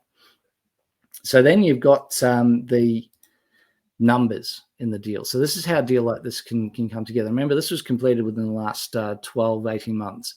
How long did it take for them to do the deal? I'm glad you asked that question, and that's a nice segue to my next slide.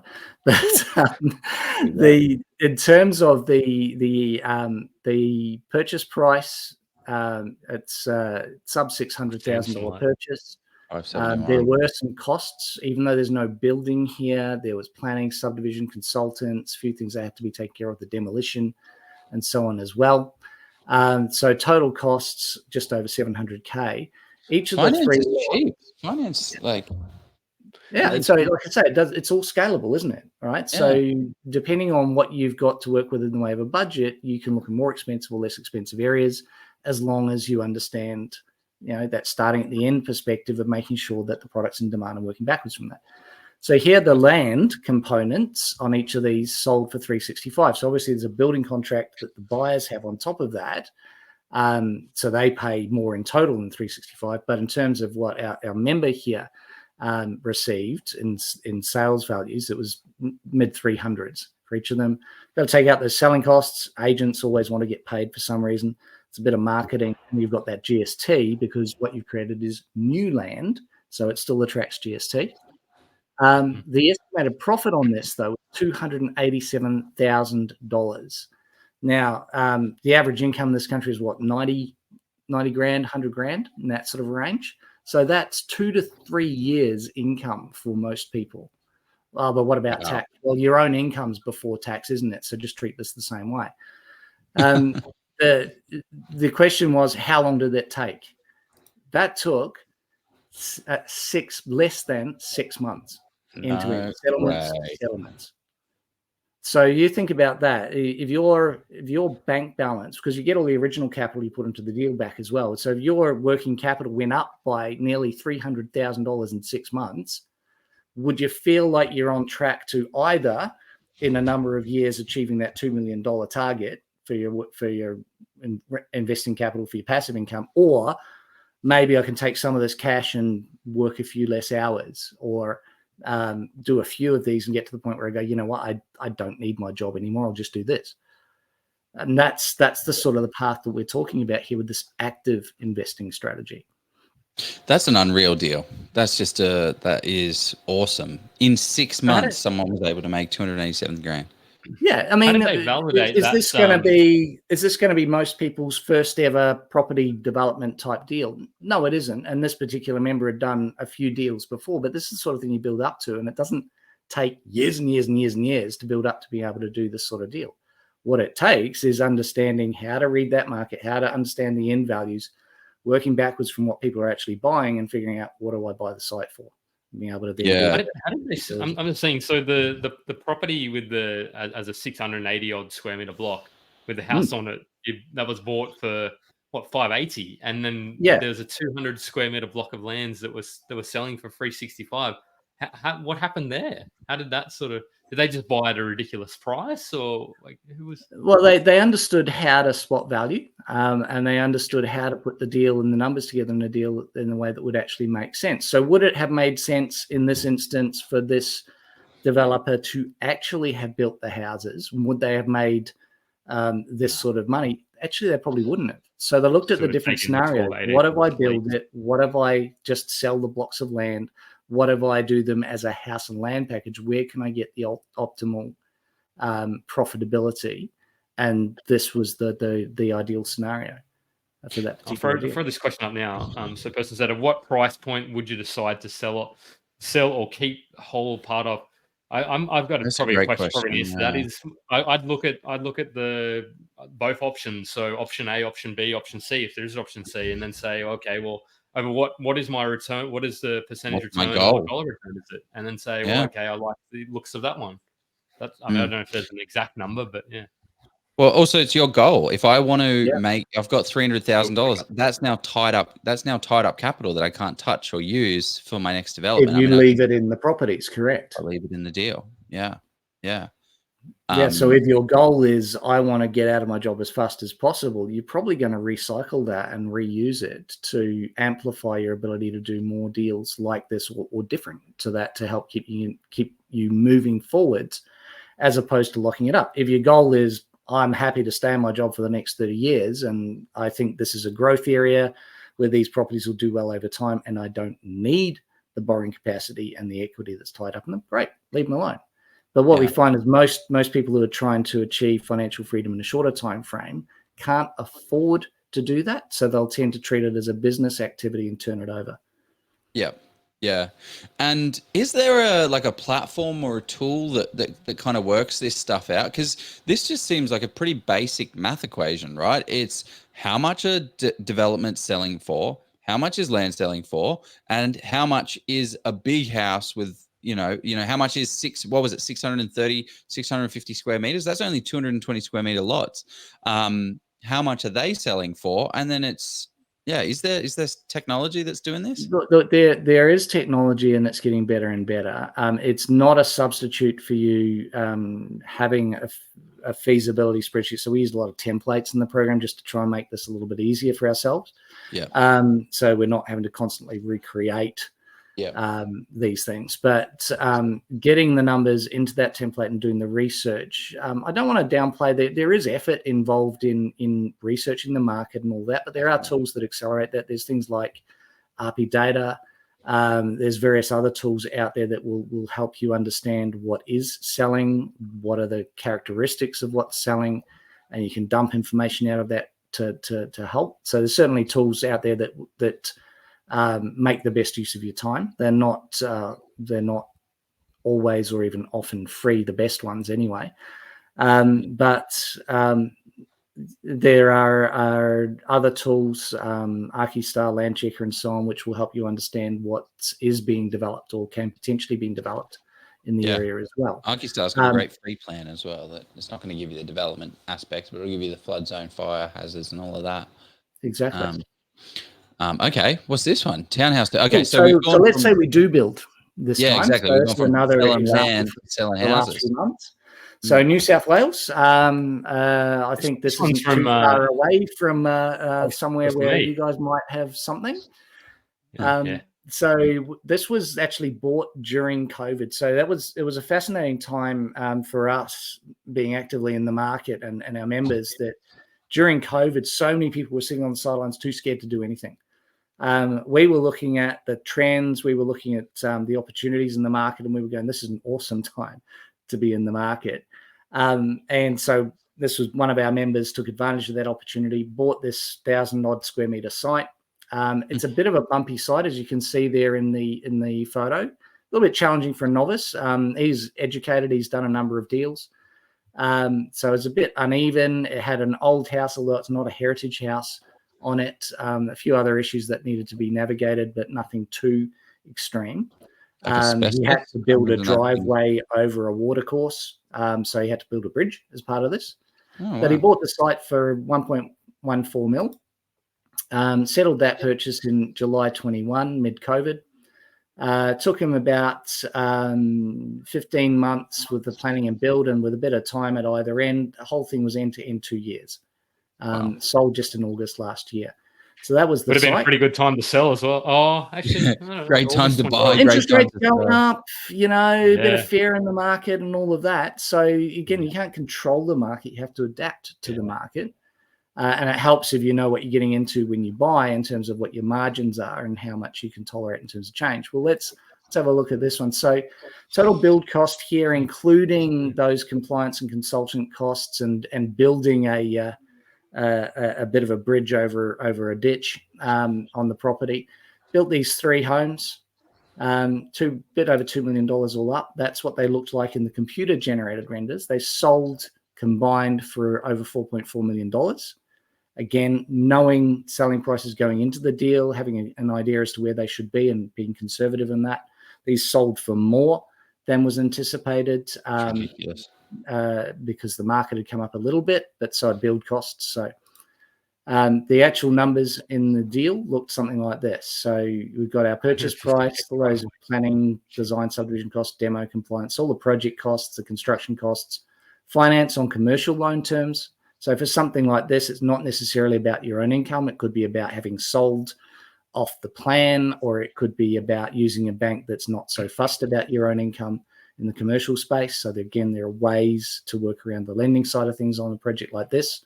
You don't need to, like, I mean, I last year I was guaranteeing loans in excess of $17 million. My tax return, if I presented that to the bank, would not service $17 million. So it's not about personal borrowing capacity, right? It's interesting is that the planning, design, and subdivision costs were very similar to the $500,000 deal. Like, what was it? Different 80? state. Correct. Yeah. Different state. So there are differences under the surface here, but ballpark similar. You're absolutely right. But it makes it interesting because as well, to build that product was only $600K roughly, or sort of 560, 570. Correct, because they're not enormous homes, and there's a certain build quality expectation that you'll find in different areas. So you don't build the most expensive thing just because it's going to look amazing. You build what the market is actually paying for, and you base your numbers around the quality of those products that they're paying for, and then you work backwards to that. Again, it's all about that, starting with the understanding of the market and working backwards. So these all sold sort of in the mid ones, around the 1.5 plus or minus a bit. Profit on this actual estimated was about $100,000 or 150 grand less than this. Actual over $800,000 in 2 years. Wow. Right? How big a dent does that put in your financial freedom goal? Or how many, like, again, if you're earning 90 grand a year is the average income in this country, how many years of income from a job does that suddenly give you? 9, roughly. You could effectively take 9 years off. How many deals had this developer done? He built some experience, so I can't tell you the exact number off the top of my head, but he had done several deals to get to this point. So again, it's about that building experience. You get better and better at spotting opportunities and in being comfortable in managing challenges where other people might go, well, that's a scary site, and you can go, oh, actually, that's all solvable. It's just a number on a page in terms of a cost to fix that, if it's even a cost at all. So when you say commercial loan, I think it's an interesting question. Finance costs seem low. Do you know off the top of your head, or was that going to a specialist commercial lender who is comfortable with the sort of LVR and the deal? So what you need to appreciate around the finance costs is that the deal here would have started prior to rates going up. So the initial loan on the acquisition of the property was probably at a much lower interest rate than it would be, say, today. The other part of it, though, is when you get into construction, you don't, like that $2 million worth of construction-related costs, you don't borrow all of that all at once. You draw it down in stages. And so that has a mitigating impact on the actual interest costs of the deal as well, in that it's only when you get towards the back end of the deal that you're fully leveraged up to the maximum amount of your finance facility. And possibly what might have worked well is they could have, I don't know if they sold them all at the same time, but if you sold one completed, actually you might have sold them off the plan. So if all three were sold off the plan, then if one settled quicker, you could. Yeah, they all settled pretty quickly after completion. But you're right. You could do a deal in stages where you don't build all three at once. You'd build one, sell one, reduce your debt. Raise your debt up again to build the second one, sell that, reduce your debt. And control takes longer, but it's a way of controlling the interest costs if that's what you need to do, and if you're prepared to trade that off against time. So again, you can work with deals how it works for you. What a ridiculous deal. I'm just cautious of time and not wanting to run these things too crazy over. I want to jump to some of the questions that we have here. Here's a great one that's come in. How much money did the developer need to start out with on this particular deal? So this $810,000, like how much actual cash did this guy himself put into this deal? If you, See, I mean, the interesting question, or the interesting part of your question there, was that used the words "this guy himself." So you don't necessarily now this particular guy has built up some capital over time, but you don't necessarily need to raise all that capital yourself. What you might have to do, if you are going to work with others, joint venture partners, money partners, and the like, to help fund the capital requirements of a deal, is you might have to share the profit, which is fair enough. So you might take less out of the profit and your JV partner might share, but that could be a good thing because it encourages them to go again with you. So you don't want to think that I have to come up with all the capital for a deal like this myself. You don't necessarily at all. OPM, For a deal like this, if you've got $1 million purchase price and about a $2 million build, you're probably looking at having to raise the better part of, depending on valuations and how much equity you can pump into the property as a result of your planning approvals, maybe something in the ballpark of $800,000, $700,000, $800,000. you're right. If you get an exceptionally good valuation once you've gone through plans and permits, that might raise the value of your land and mean you need to contribute less or even no cash to the construction phase. So there are, again, ways to cut the numbers in a smart way to try and reduce the amount of capital that you put into these deals. But yeah, for something like this, you might have to raise something in that range. But again, it doesn't necessarily have to be all your money if you know how to team up with others. Yeah. Right. This is an interesting one. Because I think we've learned a little bit about what works well and what doesn't work well. But in Simon's experience, how often do even the best developers blow up a deal? Like, is it on costings? What is it? Look, I don't think you can call yourself experienced until you've had at least one deal go off the rails. Now, that doesn't mean that it's a crushing blow. It might just mean that you've made a lot less than you anticipated because something unforeseen came up. There's always risk, no matter what you do in property. So you have to be prepared to wear at least some degree of risk. If you've done your numbers well and you've built in those margins up front, that will help to buffer you against the unexpected. But sooner or later, if you do developing long enough, you'll have a deal that either hits an unexpected issue like a latent condition. Oh my God, there's actually contaminants in the soil that weren't picked up at the beginning, or we had no idea we're going to be there or no reason to believe they were going to be there, or giant boulders, and that's cost us hundreds of thousands of dollars to fix, and that's really hammered the margin. Or you've got a builder that goes bust on you, and you've got a whole lot of cost to, and I don't want to raise these things to scare people off developing, but there are real risks there. If a builder goes bust, it can be very expensive to replace them. Or the market has, despite your best research and analysis on the market's moved against you during the course of it, and you're struggling to sell and you have to take a discount at the end and it reduces your profit. In the worst case scenario, you make a loss. But if you go into the deal knowing the numbers, building in the margins up front, you're in a much better position to weather that kind of unexpected, unforeseen eventuality than if you just went in on pure hype and speculation, or if you said, I'm going to buy something that makes no money today on the numbers, but I'm sure the market's going to go up by 10, 20% over the next 12, 24 months. So I'll still do it. I'll still develop it. I'll be like, well, why are you doing that? Why don't you just buy and hold a property that's going to go up by that amount over time if that's what you were expecting, rather than take on the risk of a development? So you got to build in those margins up front to protect yourself. Yeah, I see people do that all the time where they're like, yep, this is going to definitely go up and we're going to make this return. I'm like, well, does the deal work without it? Well, no, the deal doesn't work. It doesn't work without it. Oh, well, then gosh. Don't do the deal. It's in the name of the strategy, isn't it? Value adding. Are you actually adding more value than it costs? Because if you're not, you've missed the point. Value adding, yeah. Love it. Yeah, those are some ridiculous deals. What is this? I wanted to throw this one out there, and then we'll sort of wrap it up. But adding to, because I'm interested in your perspective, adding to this, how does Simon? This is one for a little bit early. How do you feel about keeping a bit of debt or leverage? Are you kind of I mean, of course, this is not financial advice. Go and, I suppose, figure out what works for you. But how do you kind of feel about that leverage versus? Yeah, look, as I've got older, I've probably become a little more conservative over the years, but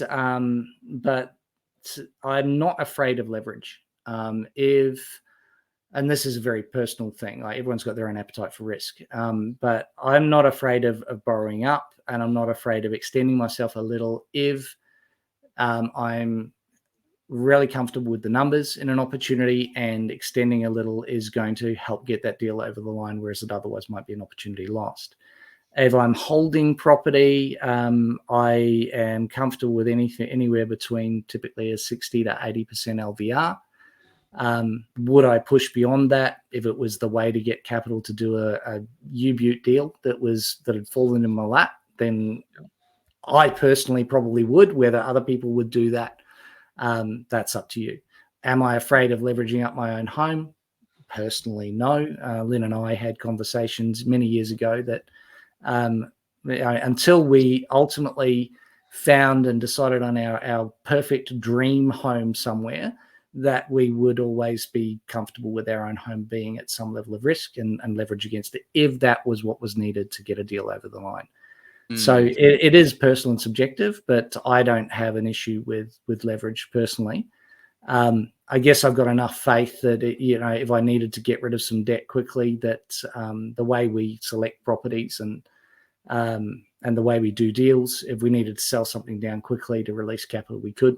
I like to keep a safety net. So remember when we were talking about taking the active approach and having a bit of a safety net, a couple of years income behind you as a safety net, I like to have a cash safety net. We have an objective to keep a certain amount of cash, just as cash or very liquid at any point in time, just for the unexpected. Health issues can arise, emergencies can arise. The opportunity of a lifetime might suddenly jump out at you and you want to take action. So it pays to have a safety net. Yeah, it gives you that flexibility to be able to make more better decisions, right? Because you've got an opportunity there and you can use it. Love it. Well, if anyone has any other kind of questions, throw them in. This will be the last question. That's a huge question. Yeah. It'll dovetail How do you finishing off. I guess I do have an answer for that. How do you become a developer? You become a developer first by educating yourself. By seeking out the information, the education. This is not something you learn on the internet, and it's not something, unfortunately, that you learn through free resources. There's too many variables that until you're actually attempting to apply this on the ground, you won't really understand it. So getting properly educated by people who've done it before, if I could dare to say it, getting a mentor in this space who is doing the kinds of deals or has done the kinds of deals that you want to do and is still active in the market can be a massive help to grow you into developments. We've had people who their first ever property deal was a development, but we kind of stepped them through it every step of the way so that they could get it. They understood the concepts, they understood the process, they understood the numbers, and they were confident getting into the deals they got into. And now they're running their own property development businesses, turning over multi-million-dollar deals every year, which is just exciting and awesome. That's part of the reason why we do the mentoring in the first place, is to see that kind of outcome. We're also hearing from people that have like seen what the mess ups are, and it's great to know which is the right direction to go, but it's also watch out for the landmines. Here's an obvious landmine. You've even just mentioned just a few recently in this session, but there's so many other landmines out there. So give us the rundown of results. How does this kind of work? So let's just say, oh God, it's preloaded. There we go. Okay, just run through, Simon. Look, well, the mentoring that we do is all about taking people from wherever you're at with property, whether you're a brand new novice, you've never bought a home before, even your own home, or you're somebody who's got a multi-property portfolio, you're already a professional developer and helping you go to the next level. And it's about bringing the experience of the half dozen mentors in the team who are all extremely experienced developers to bear to work with you at your level, look at what it is, what are your goals, your objectives, and what are the strategies that are going to make the most sense to do that, and then at a very detailed level help you move forwards on those, whether it's helping you understand how to research areas, how to do feasibilities, looking at the feasibilities together on opportunities, and so on, supporting you every step of the way so that you are making more confident, better informed, more intelligent decisions about your investing, all directed towards achieving your goals. And it's across multiple strategies. We have experience ourselves in everything from, and I think you mentioned some of my background before, positive cash flow renovation, subdivision developments, commercial properties, industrial properties. I, just finished building a mixed use multi-story apartment building. So we're able to bring that experience and that real world application and that current market application to bear to support people on their journey. And it's a real buzz for us to do that. I get an email every few months or a call every few months from someone who goes, you know what, I just chucked in my job and now I'm doing this full time, which for them might mean they're on holiday 6 months of the year, but that's cool. And that sort of keeps me going in the mentoring space, seeing other people achieve that sort of outcome. It's just a lot of fun. Yeah, it's funny. Just listening to you over this conversation, I know that you've said all of these things 1,000 times, 100 times, but it doesn't feel like you've said it 100,000 times. It feels like you're still just as passionate about, making these changes and creating the value. So, I appreciate you having that enthusiasm for this. This is where you're kind of meant to be. You've already done it. You've already got to your financial freedom. Still doing it as well. Yeah. We have a lot of fun with our own projects as well. But it's just awesome to be able to surround ourselves with that sort of like-minded, passionate people driving towards their own success in different ways, but to be able to help them along that journey. It's just a lot of fun. Yeah. And it just avoids so many potholes, so many mistakes, and then guides you and leans you into the right direction. So what's this little screen here we got, Jeff? What's this thing? Yeah. So as Joe says, how do people get more Simon and your team in their lives? Tell us about this little slide. I mean, if you want to get in touch at all, you can always send an email to mentor@resultsmentoring.com. Don't put .au; those emails go into the ether. We don't know what happens to them. They're mentor@resultsmentoring.com. Or if you'd like to get some personal attention on your own property investing ideas, journeys, where you're at right now, what you're grappling with right now, or some pointers in terms of direction for what might really help you achieve your financial goals, then jump on to the link here or snap the QR code, and we can give you a free property strategy review. We're one of the 6 of us in the mentoring team. We'll sit down on the phone or on Zoom or something similar with you and spend a bit of time unpacking where you're at, where you're trying to go, and doing whatever we can to give you the benefit of our experience to help drive you forward. And, if you want to find out more about what we do in the mentoring space and how that might work for you, then this is a great opportunity to have that conversation as well. But if nothing else, it's an opportunity to get some tips that could make a real difference for you in this year and beyond in your own investing. So grab the QR code or hit the link and sign up. Yeah, it's super interesting. We just did a poll in the group, and I would say the question was, what is going to happen to property prices when interest rates rise? Drop, when they start to, we've kind of hit a middle ground, what happens? And about 90% of the answers were going to jump up in price. The price is going to increase. So we have a group of 67,000 people here, and 90% of them think that it's going to go up. The other 10% was a mixture of do nothing for about 3%, and then 7% was increase a little bit. And then there was 1% of go down. And it's like, well, what the hell are you doing? If that's what you think, if that is what you believe to be true for property prices, start taking some action, start getting some stuff done. That's your only choice. It's like asking a barber though if you want a haircut, though, Joe. Asking property investors if prices are going to go up. No, it's asking a community of people that are collectively investing right now. That's the URL link. Anyone that didn't do the bit.ly or you can screenshot. I'm pretty sure. I don't know actually. Screenshot your phone and then you've got the URL thing, the little QR code, and then click it after it's in your Try and put the link in. computer. So I mean, this has been an unreal session, mate. Thank you very much, because you've broken it down simply. You've broken it down.